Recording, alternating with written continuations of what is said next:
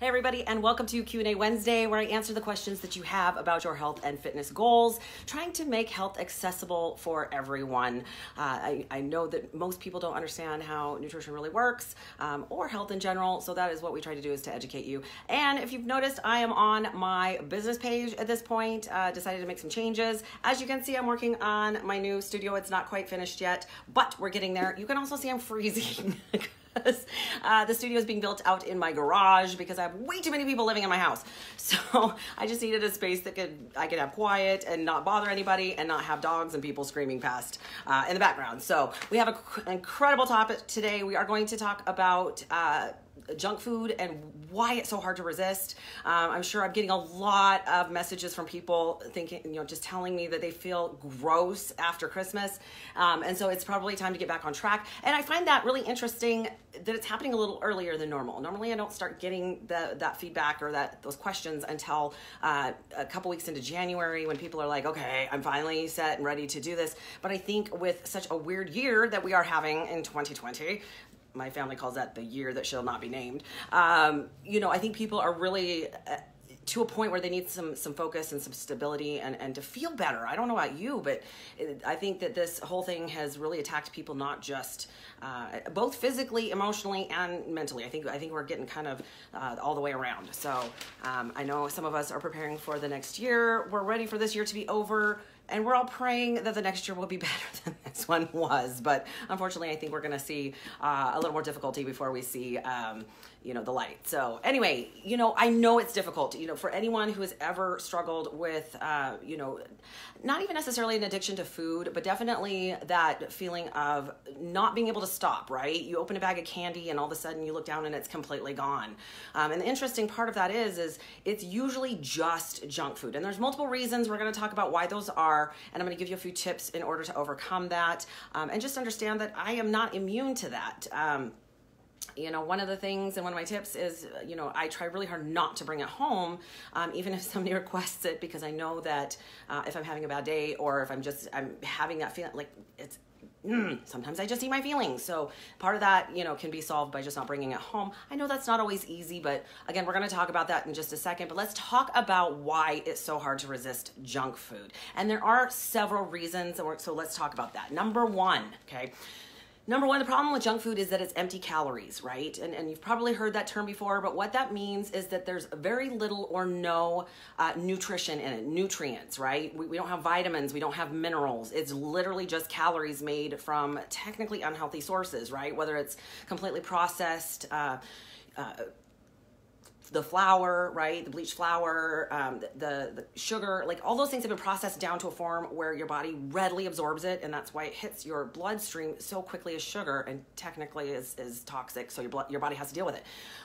So part of that is that because there's no nutrients, your body's looking for those nutrients in order to survive. It wants to be optimal. That's what it's looking for in food. And when it doesn't get that, the problem is that it feels malnutrition, or at least malnutrition of that particular nutrient, like I said, whether that's a vitamin, a mineral, whatever. And so it makes you crave more food because it needs you to eat more food in order to look for those nutrients and those minerals and vitamins. So again, part of your cravings, actually craving's a big one, right? Because if you've ever craved chocolate, what is it in chocolate that you technically need? Maybe it's magnesium.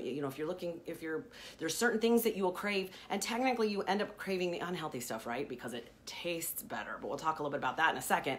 But we're looking for that because our body needs it. Same thing, if you crave salt, it's probably because your body actually needs it. The problem is most processed food has a crap ton of salt in it, and so then it gets to the other spectrum where it's just unhealthy. But unfortunately, when we aren't getting, if we're just eating for the calories and we're not getting that healthy, nutritious food in, then our body it's designed to help you survive. Your body has two things that it does without you even knowing, besides breathing. It wants to avoid pain and it wants to survive. And so in order to survive, it's going to make you crave the things that it needs in order to be able to function optimally, right? And to survive. So the other thing is none of those empty calories trigger a a hormone called leptin, right? You may have heard of that before. There's two that they talk about when it comes to hunger and satiation. That is ghrelin. I always think of like, grr, like your stomach's hungry. That is the hunger hormone, your body telling you, I need more nutrients, I need more fuel. And then leptin, which tells your body, hey, I don't need any more. I'm satiated, I'm full, I've got what I need. And so unfortunately, with junk food, you aren't getting, again, the nutrients that trigger the leptin to tell your body, hey, I'm good, right? So that actually can be, and that's why, that is partially why, you can only eat so much steak, right? Because there's something in that steak that goes, okay, I am really full right now. You can't eat 25 ounces of steak, but you can open a bag of chips and you can eat the entire bag because, again, it's not triggering that hormone to tell you that you're full and satiated. Number 2, okay, this is one you probably already know, but I'm going to talk about it. Sugar addiction. I found it really interesting that there's people that still say that sugar is not addictive, and I'm like, bull crap. try stop eating it, because what happens usually when you cut it cold turkey is you actually have physical withdrawals. I've had, in my past of trying to just completely detox of sugar, I've had headaches, grogginess, just that foggy feeling. I've heard of people having migraines. It triggers migraines. So again, you have to understand that when you come off of it, you're going to have some serious withdrawals, and you have to be prepared for that. But that alone should tell you that sugar is an addictive substance. And finally, the data and the research is actually coming to light.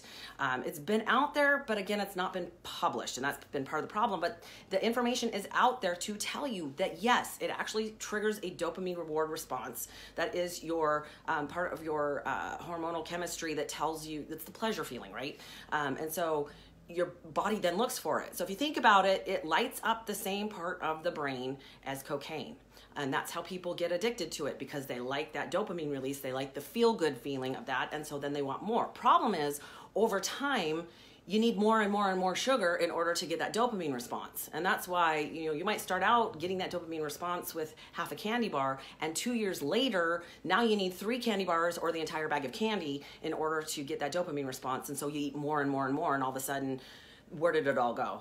Hi, Kathy. She says it now linked to heart disease. Abso-freaking-lutely. I think that's one of the most frustrating things that I still read in nutrition information, and how I know that it's not up to date, or that the author doesn't know what they're talking about, is when they talk about heart disease linked solely to cholesterol and fat. That's actually untrue, and if you do some more digging, you're going to find out that it's the sugar that unfortunately breaks down your arteries, and then the cholesterol tries to Band-Aid patch it up. So again, not really the topic for today, but yes, absolutely. And if you just look at the epidemic of metabolic diseases that have happened,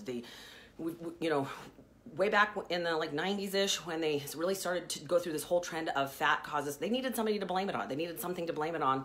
And unfortunately, because of some biases of some scientists, somebody had to take the fall. And so unfortunately, fat and cholesterol and saturated fat took the fall for it, when unfortunately that really wasn't the culprit at that time. So since then, we really are finding out that it's sugar that really is the problem. And you can see it in the incredible increase of diseases, obesity, diabetes, all of those things. So fortunately, like I said, the data and the research is starting to show that is really what's happening. Fortunately, there really is, even if you can't find that specific data, there is enough information out there, research data. Doctors and scientists have been doing the right kind of research. I could totally get into how a scientist kind of, it was supposed to be a 22 country study, and he ended up cherry picking 7 countries, and that's where that data came from. So, when somebody has a hypothesis and they solely focus on ways to find make that hypothesis work without actually looking at the research and doing testing in order to find out what really happens, sometimes they get so far into it that bias ends up affecting the information that comes out. So that can be a problem. I think the other issue with sugar, well, first of all, sugar is in everything. And I find it really funny when people tell me, I don't have a sweet tooth. I'm like, okay, well, what do you like? Well, I tend to like bread and pasta. What do you think that turns to in your system as soon as you eat it? As a matter of fact, when you put white bread on your tongue, you can actually taste the sweetness of it, because you actually secrete an enzyme in your saliva that breaks down the glucose, breaks down the carbohydrate. So those things turn to sugar. They're already processed in a form that breaks down to sugar in your system immediately. And that's why those are problems for people who have insulin resistance and are type 2 diabetics. So the other thing is too, the problem with sugar, and again, you're talking, I just remember when somebody first told me that they were trying to get healthy, so they cut out sugar. And I was a young parent at the time, and I just remember thinking, why would you cut out sugar? Sugar doesn't make you fat. Fat makes you fat. So I fell in that trap of listening to information that was incorrect, but I just didn't know any better. It's taken me a couple of decades worth of research to understand sometimes they just want you to see something specific. And so that's what ends up getting portrayed, and it doesn't always back up with the science, and nobody does enough digging to realize that wasn't really what the problem is. So there's a lot of situations with that when it comes to the medical community. So, and they have my respect. I know they do a lot of education, but we're all human. And so we tend to look at something and, like I said, kind of have a bias towards it. And then we tend to look for that information specifically. The other issue is that we are technically being trained to eat sugar from birth.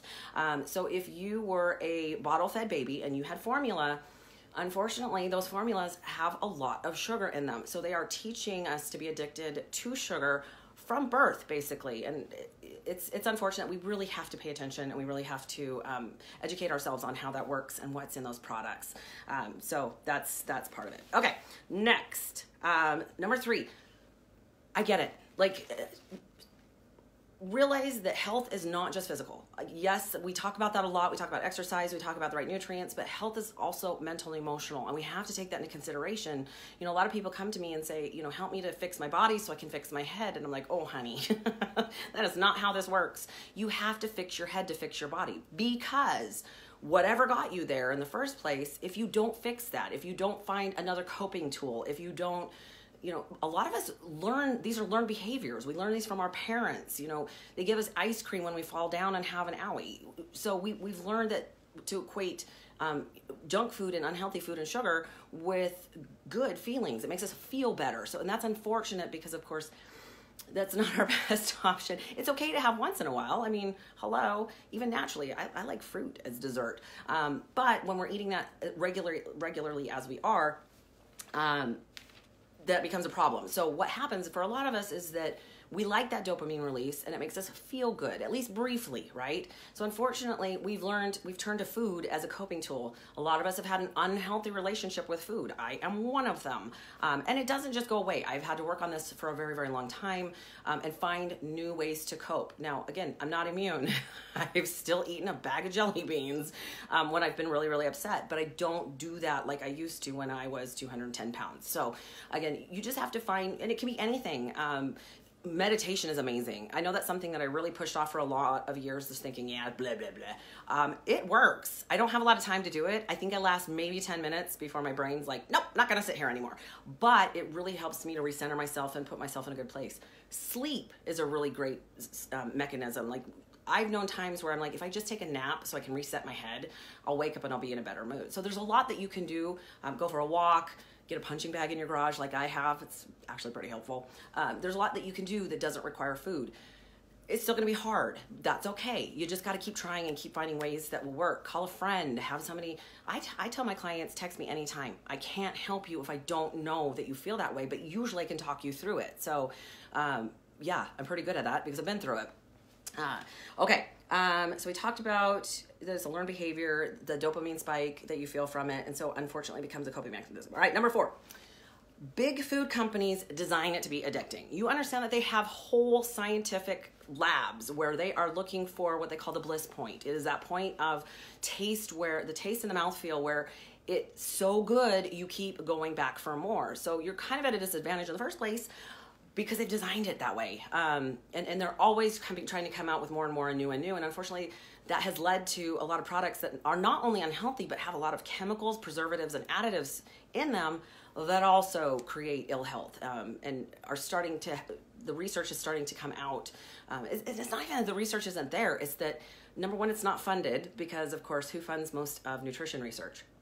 Big food. Or, the big food companies have lobbyists that try to suppress that information. So, number one, we're not being educated, so we can't make a good decision or a choice ourselves, because we don't understand that those are the foods that are killing us, right?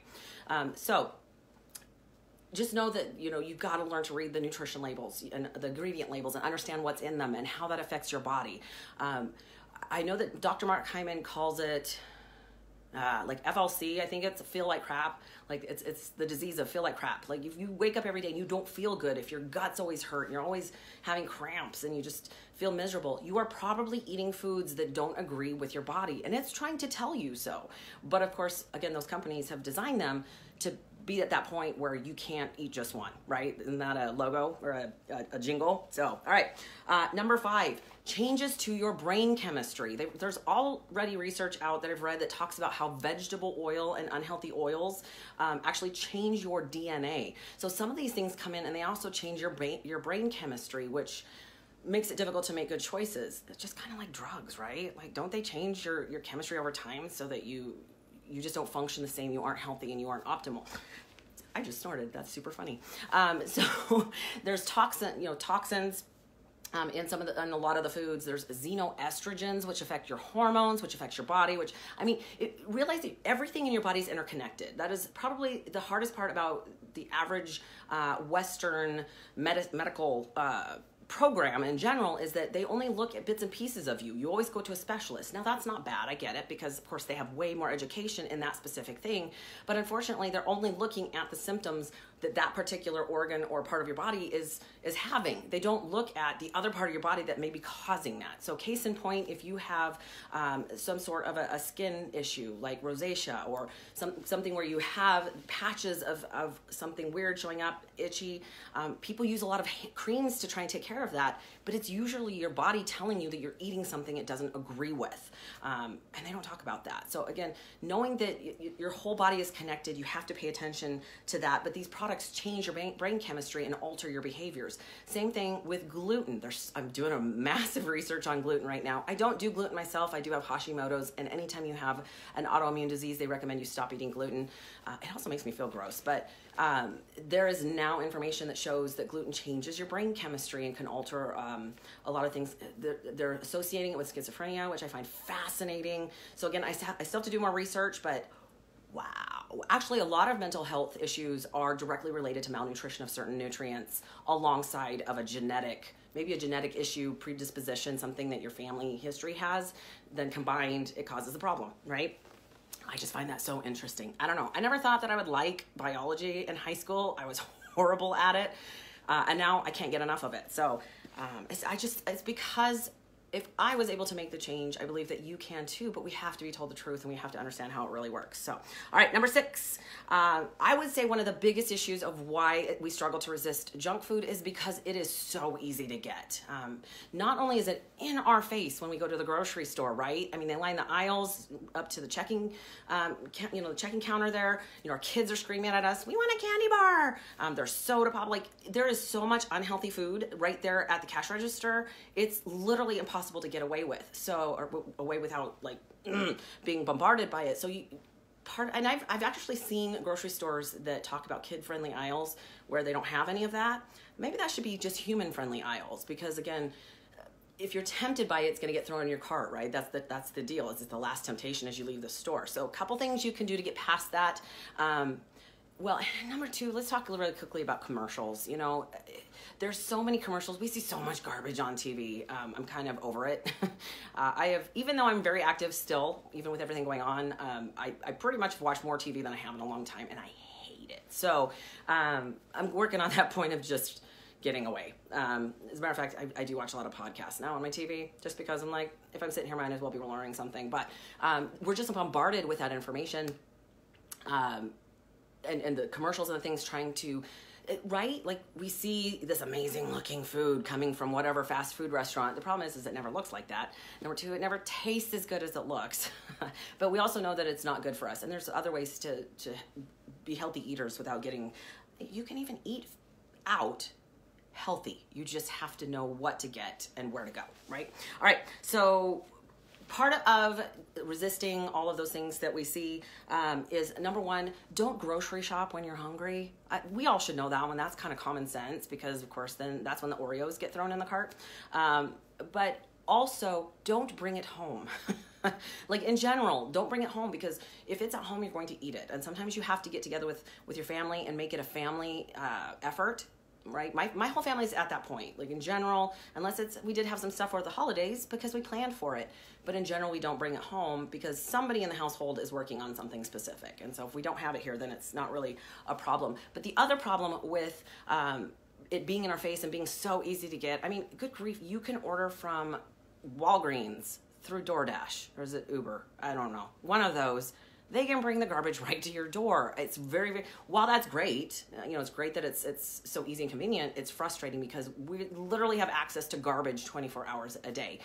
So that can become a problem. But also, we have come to believe that some of these foods are a normal part of our diet, and they're not. Tell people all the time, just because a boxed food says it's organic or it's a health brand, yeah, that's marketing. That does not mean it really is truly healthy for you. So again, they're using a lot of deception, and it's very, very frustrating. And for most people, it's very difficult to understand because there's so much noise that we don't know what's real. We don't know. It's just inconsistent information, and we can't make good choices. And so that makes it very, very difficult. And yeah, I get it. I get the difficulties of it. That's why I do these educational videos. And again, I don't know everything, but I love to read, and I want to know what's right. I look back, I've been a personal trainer and health coach for almost a decade at this point, which just blows me away. You can change what you do in your career 30 plus years into your life. But what I knew then and what I know now, even 3 years ago, is so incredibly different, and I work differently with people. Each bit of information that I learn, obviously, I bring it into what I do, and if I can teach you, I want to teach you. You don't even have to trust me. Go look it up. The information is out there. Like I said, Dr. Mark Hyman is a really, really good one to listen to. He has got a podcast called The Doctor's Pharmacy. It's all about food. He gets really great guests on there, and he's all about integrative nutrition and really knowing the truth about health and nutrients. And so really good one to listen to. A lot of times too, he does some troubleshooting. So recently he did one on, I believe it was cold sores. So again, kind of a weird thing. I know he's talked about skin tags, things like that. So if those are weird things that you have that you're not sure what they're from, go look through his stuff. He's got great information. I listen to a lot of his stuff there. Dr. Jason Fung is also a really good one. He's the one that created the books, The Obesity Code, The Diabetes Code, and The Cancer Code, which I just finished. Was not what I expected on Cancer Code. Really, really interesting there. But I do every now and then have a client that does have cancer or has had cancer. And so I want to make sure alongside their doctor that we're doing the right thing for them. So super important. All right. So talked about don't bring it home. Get your family involved in that. I know when I first started that I had to use tears with my husband to be like, look, you're not helping me with my goals when I'm melting down and you bring me chocolate. Like, that sounds great. Thank you. I know you love me and want me to be happy, but that's not helping. Honestly, if I want it that bad, I can get my butt in the car and go get it. So eat enough nutrient-dense food so that you're not craving things that you know you shouldn't have or aren't going to be the best for you. If you're, a lot of people think, I'm going to go on a diet. So they go on a super low-calorie diet. They don't give their body enough nutrients, and then they can't figure out why they literally can't avoid or resist eating the bowl of M&Ms because they're so hungry. So that's a huge deal. You want to make sure that you are avoiding not just starving, but cravings. So realize, you guys, your body does not know the difference between a diet. You can't just say, I'm going on a diet, and your body goes, oh, cool, Melissa's going on a diet. I guess I'll just be okay with that. It literally goes, oh my gosh, she's starving. I better find ways to make her eat. And cravings is part of that. It's part of your chemistry, your hormones that teach your body, that tell your body, I have to eat something. And of course, in true starvation, you eat whatever you can get your hands on, and that's a problem. So the third tip that I have, and I know you guys, we are a convenience generation at this point. I get it. But if you truly want to be healthy, you're going to have to be prepared. And so part of that is plan your meals ahead. It doesn't have to be crazy. I make a crock pot of chicken that I eat on all week, and I just flavor it differently when I pack it to go that day. So sometimes it's sugar-free barbecue sauce. Sometimes it's my sweet and spicy mustard. Sometimes it's a different type of flavor. Like whatever, I get bored, so I change it. But I'm really good at batch cooking, so I can change it up, eat on it, and make sure I have healthy foods prepared because I'm busy. I don't have time to cook every meal. As a matter of fact, if I even had to cook dinner every night, we would have a problem because we're just a really super busy household. So that is super important. I would say the number one tip I have to success in your health goals is be prepared. It just is. You can probably ask just about every client I've had. They could tell you that I say the same because that's just part of it. But I know it's difficult. The junk food is designed to make you addicted to it, to eat more, to really, they want to sell more, right? And so that becomes a problem. So you're going to have to make some specific decisions, and it's going to be difficult. It's simple, but it is difficult, and I get it. So that is Q&A Wednesday. If you have any questions, I know it's the new year. I know a lot of you are interested in contacting me about nutrition coaching or health coaching. Please text me or message me through Facebook Messenger. I do respond. I want to be there for you. I will continue to post as much education as I can. Things will be changing just a little bit. Like you can see, I've got a new studio coming. Yeah, there's some big things coming, so I'm pretty excited about that. But have an incredible week, you guys. Happy New Year. Oh, here's to having an incredible 2021. I love you all. Stay safe, stay healthy. Bye now.